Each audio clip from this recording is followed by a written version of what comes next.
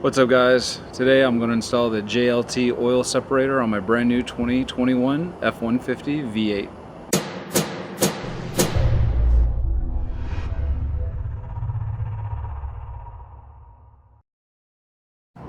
So this is my brand new F-150 2021. It's got the 5-liter V8, it's the XLT package. 2-wheel drive because I live in Florida. We don't have a whole lot of hills around here, so I didn't need the 4-wheel drive. And on every one of the F-150 engines you need an oil separator due to blow by. Now I ordered this kit off of Amazon.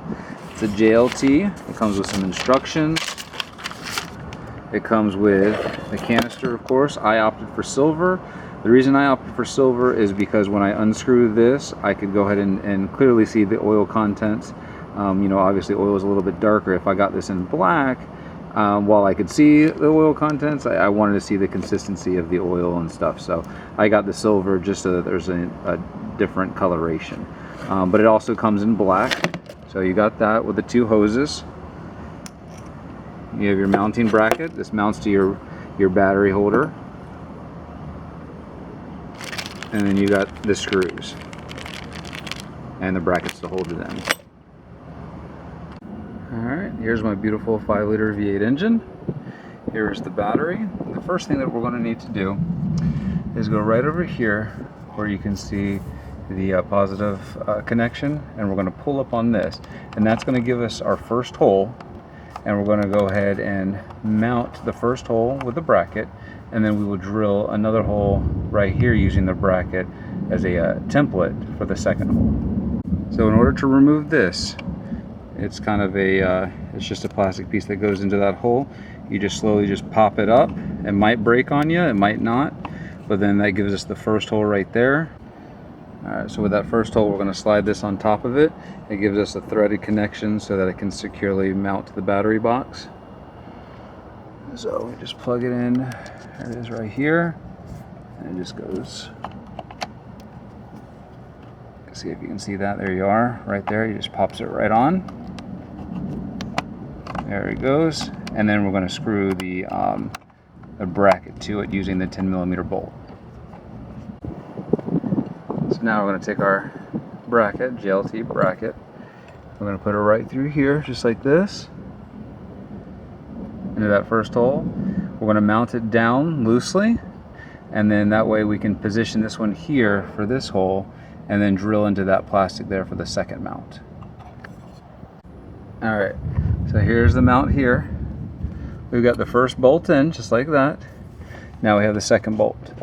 Now, what I'm going to tell you to do is do not center it, because the bracket that it gives you is a little long, and we don't want it to hit the back here and then not be able to go. So you want to just take it a little off center so that you have enough room for the bracket to be slid on so that you could screw it down. Now I will say this, with this second hole here, I actually had to drill through the side of it. It didn't go through, so it gave a little bit of an indentation, but it came out. But the whole point of this little clamp, or the fastener, is that it pinches the plastic, and it'll wedge it and it'll keep it aligned. So like, you know, you can pull on this or whatever and it's not going to pop out. And there's the mount there. Now I will say, if you look at it like this, it looks a little tall. You're thinking, well, at least I was thinking, as soon as you close your hood, boom, huge dent in your hood. But I already went ahead and closed it, and nothing, no issues, no indentions, no nothing. So it's high, but it's not high enough where it'll cause a problem. So the next thing we're going to do is install the oil catch can onto here, onto the mount, and then we're going to hook it up to the hoses here. Alright, so in order to install the catch can onto the bracket, we're going to use these 2 little machine screws, and they literally just go right up top here into the top here of the catch can so that it stays there, and then you can pull the bottom piece off. So you're just going to need a Phillips screwdriver for that. Okay, so now that's installed. 2 screws up top. It's firmly tightened but not over tightened, so you don't want to strip out the screws. Make sure this oil catch can is super screwed in and tight. Last thing you want to do is, if you're running it for 2,000 or 3,000 miles and there's oil leaking all down this thing and all over your engine, so make sure that that's tied down. And now we're going to go ahead and connect our hoses here. So now that we're going to connect the hoses, we're going to take off this hose right here. All you got to do is pull on the blue tabs and just pop right off. Pull on the blue tabs here, and we're just going to pop it right off. And we're going to connect this connector here to this one, and then this connector here is going to go to this one there, and then that's going to be our oil separator. So here's the old part here, and all you had to do was pull this piece here and kind of released it, and you just popped it right off. Now looking at this, I stick my finger in, oil, covered in oil, it's already in there. See if you can see any of the oil that's there.